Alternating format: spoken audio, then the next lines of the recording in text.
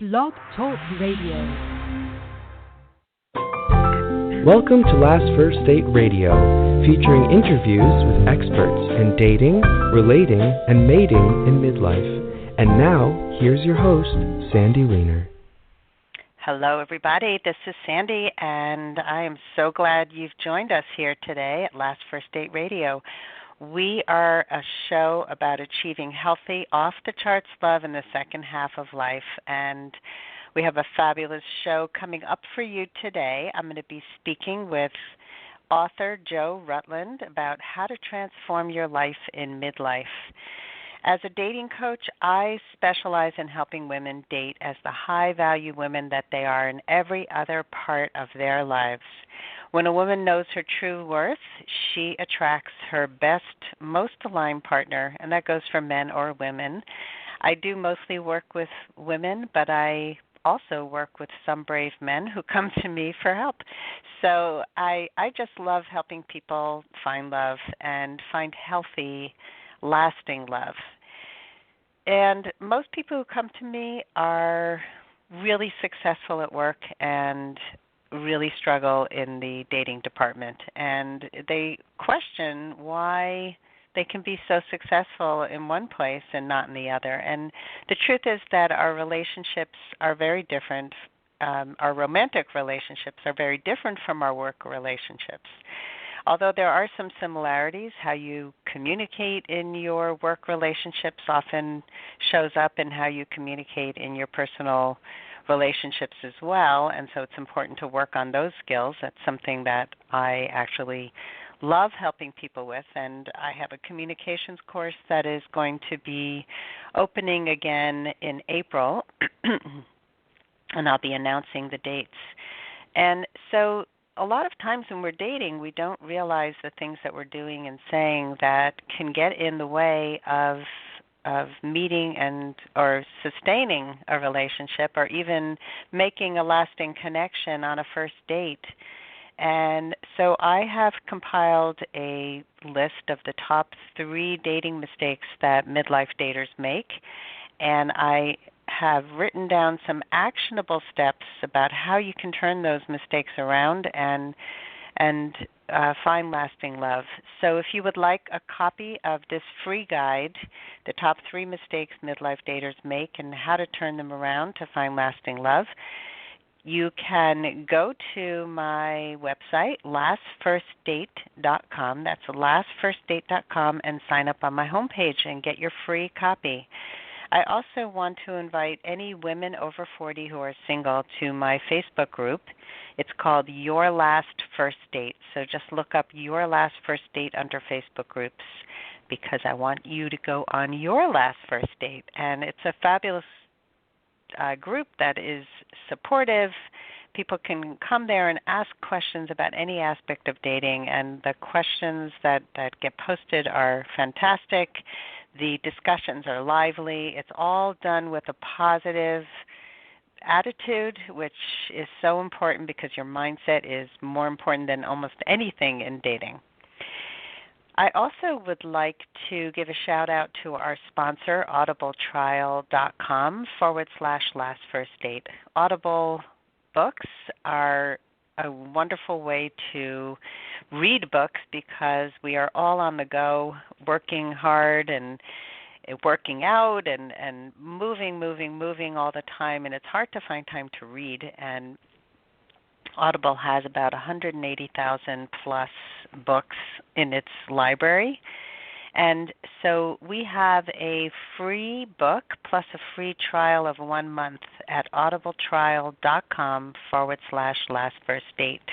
Go there and you can choose any book of your choice, and you don't have to have any obligation to stay. So why don't you grab your free Audible book at audibletrial.com/lastfirstdate. And now I'd like to introduce our special guest today. His name is Joe Rutland. He is an author, a writer, a podcaster, and a journalist. He has spent 30-plus years in the communications industry, and he's a contributing writer for the Good Men Project, just like me. He is a native Texan, and he has also lived in Arizona. Joe is passionate about supporting the emotional well-being of children, adults, and parents in the cleft, craniofacial, and facial difference community around the world. Join us now as Joe shares powerful tips on how he overcame many of life's challenges in midlife. Hey, Joe, welcome to the show. Thank you, Sandy. Hello. Thank you so much Hi. for the invite. Hey. My pleasure. So we're really glad to have you here, and you recently wrote a book. Can you just tell the title of the book, because I don't have it here for some reason? That's okay, sure. The book is titled Midpoint, a source book for your midlife journey. Okay. So in that book, Midpoint, a source book for your midlife journey, you talk about your midlife transformation. So can you share some events that have played a role in that transformation? Sure, Sandy. A few of the things that stood out during the process, which is an ongoing process because transformation, to me, never ends. It changes its form and shape. Some of the things that occurred at the time was the fact that I realized that life was worth living a lot. It isn't just basically going and being a repetitive automaton, if you will, of human life. I learned that there was more to me at being 50 years old than what I'd given myself credit for. I think part of the things that some of the things that I've been through in my own life, and this can go for you and others as well listening, that I know that I can shortchange myself, say, well, that wasn't that big a deal, or, yeah, I overcame that, but, okay. I think it takes someone with a lot of guts and a lot of soul to realize that, you did overcome a lot. You did make the changes that you needed to make in life to make a life worthwhile in the moment. I think something else that stood out for me during the process, Sandy, was that I chose to take a really hard, intentional look at what I was attracting in my life, whether it was, work-related things, whether it was, relationships, friendships, and how those looked previously versus how they look now, and how I wanted them to look in the future. So those were some of the things that stood out during that 50th year process. Mm-hmm. So was there you talk about that you often shortchanged yourself and didn't realize how much you had overcome, and now you're giving yourself credit for overcoming a lot. So what are some of those things that you overcame? Because I know you've had specific challenges, as we all do. And so what were some of your challenges? Well, as far as life itself goes, I think overcoming the challenge of being born with a facial difference, being born with a unilateral cleft lip, cleft palate, and not an uvula as a baby, and then going through a few surgeries, and then also overcoming different types of emotional trauma, I would call that, and recognizing that I really survived a lot of crap and made it through relatively sane. Not totally sane all the time, okay, but relatively sane. And I there are things in my life today that are still in the work in progress stuff. I wish I could say to you today that everything that I wanted to have fixed and cleaned up was done, finished, and it's all good. One of the areas basically is my financial life. It's been a train wreck. It's been a train wreck, Sandy, and that's my own stuff. I own up. Sorry. I think though that having an awareness of it and taking action to straighten it out. To me, that's something I can be proud of, because I can definitely tell you, going from an eviction to where I'm at now I've made progress. Yeah. So I give myself, and it's hard for me to give myself credit, Sandy. It really is. I'm my own worst critic. I'm my own worst critic. So. You and everybody else. Those voices in our heads are worse than things that other people can say to us often, and we limit ourselves until we have the awareness. So, sorry, I'm just getting over a really bad cold, and I'm a little bit. It's all right. Let me just interject something here. You were saying that about the voices, and a piece I'll read a little bit. I wrote it. Talked about the different masks that mask mean a metaphor for the type of cover I put on my face to hide behind, something that I can hide behind and not show you who I really am.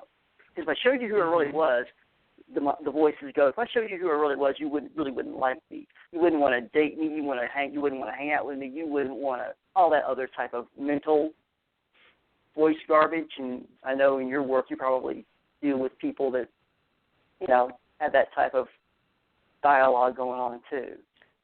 So I'll get to that piece later, in a little bit later. Oh, did you want to read that part from the book? I can right now, sure. Absolutely. Because that's a really important topic. I mean, I actually am planning a retreat for women, and one of the exercises I want to do is to have them create masks of what the mask is that they're wearing now, and then be able to remove the mask and really do it both physically and metaphorically. So it's a really resonant topic. Well, let me read you the piece from Midpoint, Sourcebook for Your Midlife Journey. And it's called A Man Wears Many Masks Until There Are No More Masks to Wear. Let me see here. Just a second, please. I want to look in the mirror and see what mask I'm wearing while writing this column. Okay, got it. Thanks. You've heard of the Green Hornet and his confidant, Cato? No? The Green Hornet was a popular radio series created by George Trendle and Ron Stryker in 1936, featuring young, dashing newspaper publisher Britt Reed and his alter ego, the Green Hornet, and his confidant, Cato, facing off against evildoers week in and week out. In 1966, the Green Hornet came to TV in a series starring actor Vanna Williams as Reed, the Green Hornet, and the real star in many people's minds, martial arts master Bruce Lee as Cato. Much like many other crime-fighting heroes and heroines, both wore masks to cover up their dual identities. I could go on and on about how much I really dig the show, despite it being on ABC for just one season. The point here is that they are wearing masks. They're looking to protect their real self, their real-life selves. So that got me thinking, how many masks do and have I worn in my life? The list for this man, and I presume many others, could go on and on. People like lists, right? Well, here's a list of 7 types of masks that have covered my emotional face. The mask of perfection. This one is filled with effort. The internal messages, quote, I have to get this right. I have to make sure this picture and this story line up perfectly as I lay out this newspaper front page. It cannot be off a half inch because the approver will point out my mistake. I can't make mistakes. I have to make sure the family bills are all paid on time. I have to get everything just right. No mistakes, no errors, no excuses. This mask has driven me to drink in my life. While the drink is in the past, that asshole perfectionism still pops up. The mask of fear. What, pray tell, does this do any good wearing? The internal messages. I'll never have enough money. I have to work hard all the time. I have to keep going and going. I must work 70 hours a week because if I don't, then I won't be able to take care of myself. I'll never have a lover. I'm not good enough. I'm afraid to be vulnerable. If a woman really saw me as I am, then she'd run away from me. I'm afraid to be real and authentic. Nobody likes that. Fear is emotion of constipation at its finest. Pass Pepto-Bismol, please. And I'm going to stop there because there are other masks that I'll cover the piece, the mask of isolation, the mask of guilt, the mask of addiction, the mask of being right, the mask of depression. And then the very last mask I write about in this piece, I call it the mask of authenticity. And the messages there, Sandy, are, quote, I'm loved and love others unconditionally. I feel good about my life. I love my partner so much. Being vulnerable does not scare me. I find it freeing and soothing to my soul. It just feels good to feel my emotions and know that I don't have to react all the time. I breathe easier and sleep better. My whole life is aligned really well. The words and actions match, both publicly and privately. People love me for who I am, and it gives me hope for today, tomorrow, and the future.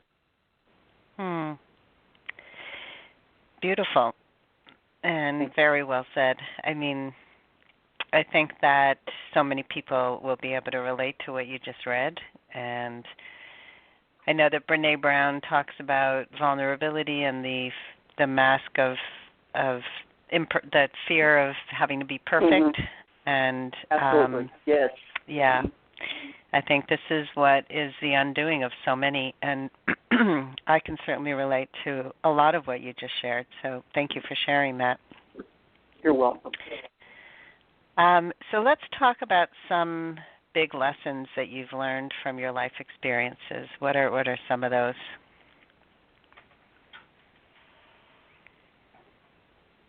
Sandy, I'm a winner.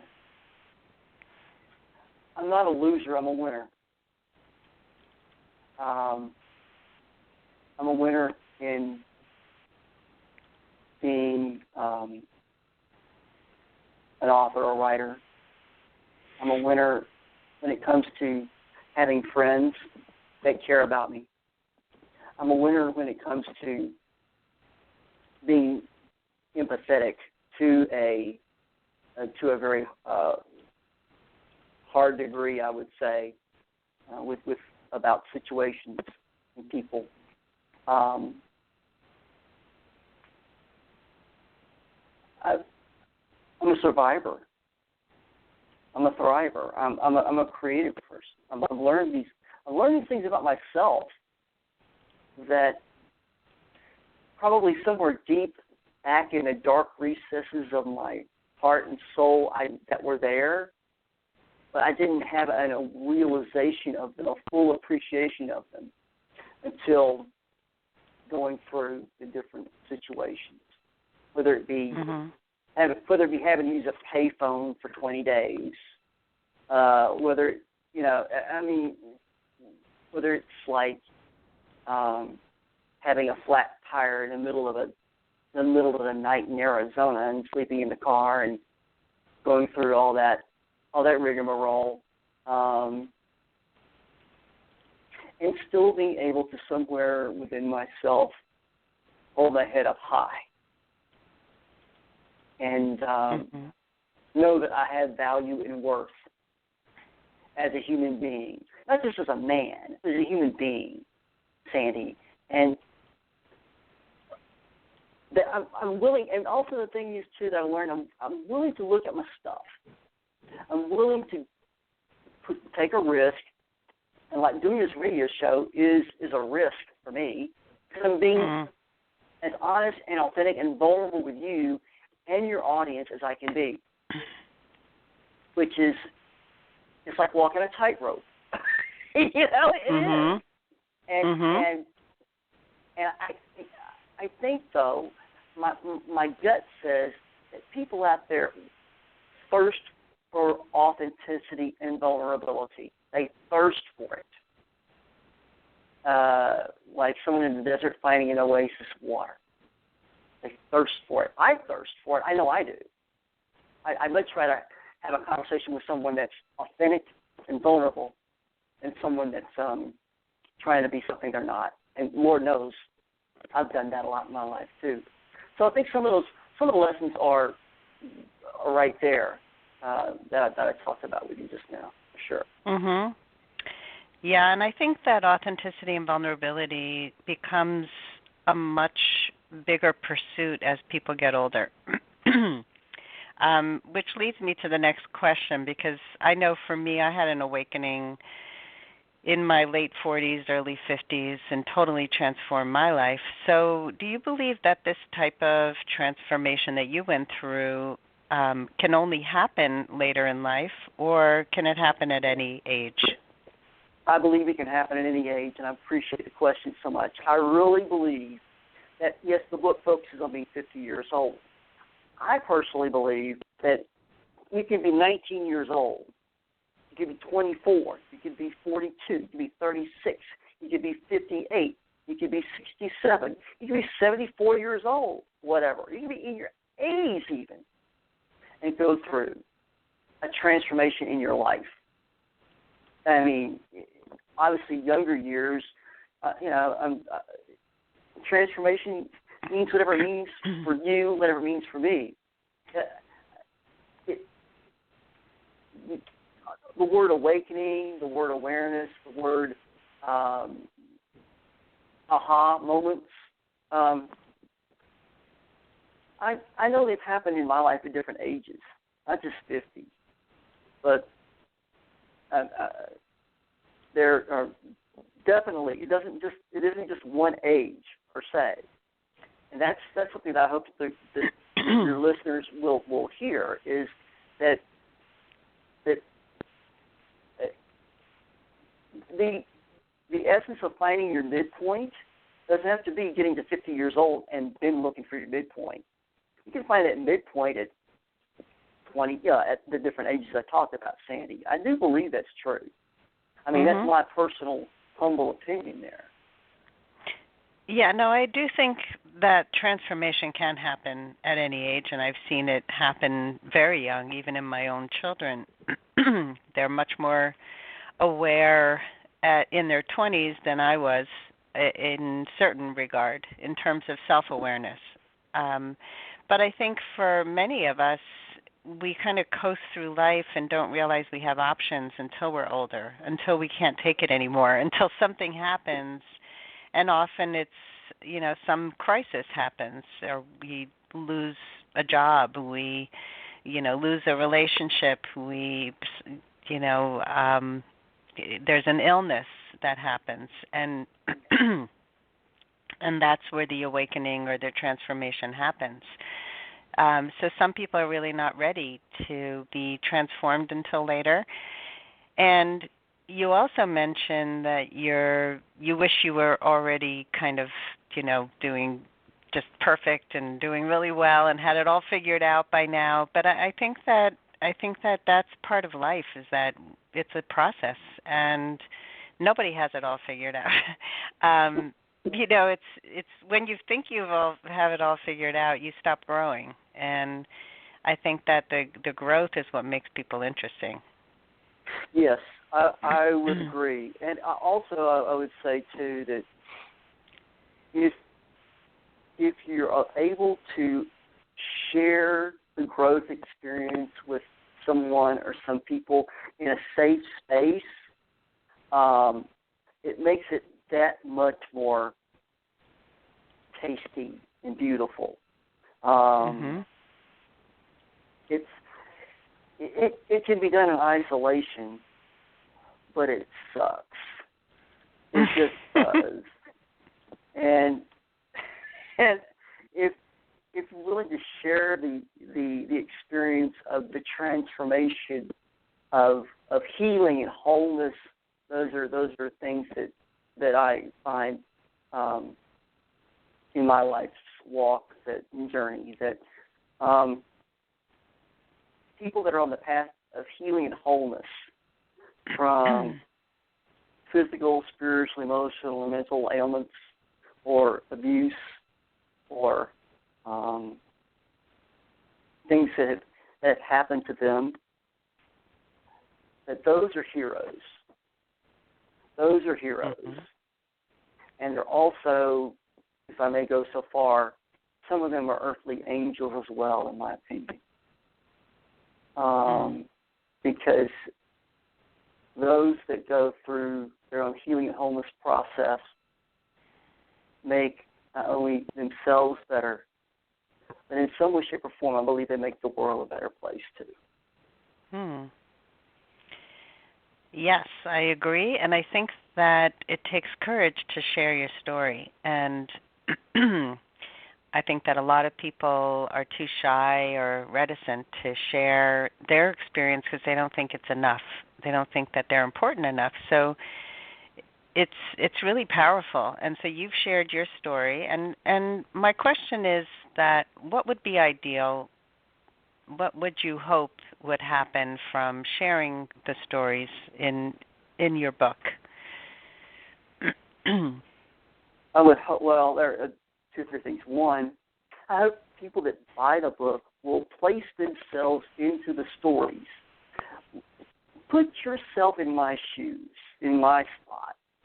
Let you be in the story. And, I can imagine people would read it and laugh. Some people might read it and go, "You idiot, what are you doing that for?" And some people might read it and shed a tear or two, or some people might read it and have no response or no reaction whatsoever. I just invite people to put themselves in those experiences. I also would hope that Midpoint will be a springboard for people, groups, organizations around the world to let me come in and talk with them, speak with them about the process of transformation, process of evolving. There's always a talk about work-life balance, Sandy, and it's a big topic and stuff like that. And maybe one way of looking at work-life balance is maybe taking it out of the mold it's in, or mold that is, and looking at it through the picture of transformation. And I would truly love to speak around the world to groups and organizations and people about their own transformative processes and how they can look at their lives differently. Because I don't think it doesn't matter what language or culture, to be honest, with you, Sandy. I mean, everybody goes through a transformation or transformations in their lives. It just happens. And how one goes about looking at that and maneuvering through that, something I would love to help people with. Last thing, I would hope seriously that people would buy the book. I really hope people buy the book. I hope they enjoy it, and I hope they get a lot out of it. I would hope people would use Midpoint as a reference guide to their own life and see in the experiences that they're not alone. That they're not alone. I think that's we are not alone. We really are. I'm not alone. Since you're not alone, I mean, in the universal sense, that we are, in one way, shape, or form, connected together as people. Although we have our separate belief systems and things like that can, kick us around, kick us up. We are connected deeply. Yeah. Well, that's beautiful, Joe. And as we close, I just want you to let people know how to find you and how to buy your book.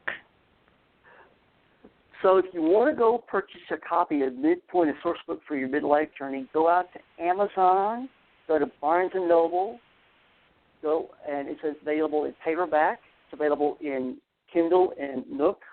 It's also available in other ebook formats. And if you live in Austin, Texas, it's available at Book People, one of my favorite bookstores that I've ever been in. And so, and also online, you can find me, Joe Rutland, at my page on Facebook, Joe Rutland. You can follow me on Twitter at Joe Rutland, capital J, capital R. If you're on LinkedIn in the professional world, you can find my profile there. and check it out there. For Midpoint news and items of interest, go to midpointblog.wordpress.com. That's midpointblog, all one word, .wordpress.com. Awesome. Well, thank you so much, Joe, for coming on the show today, and best of luck spreading your words of transformation. Thank you, Sandy. It's great being with you. Thank you. And thank you all for listening today, and I hope you all go on your last first date very soon. Bye-bye.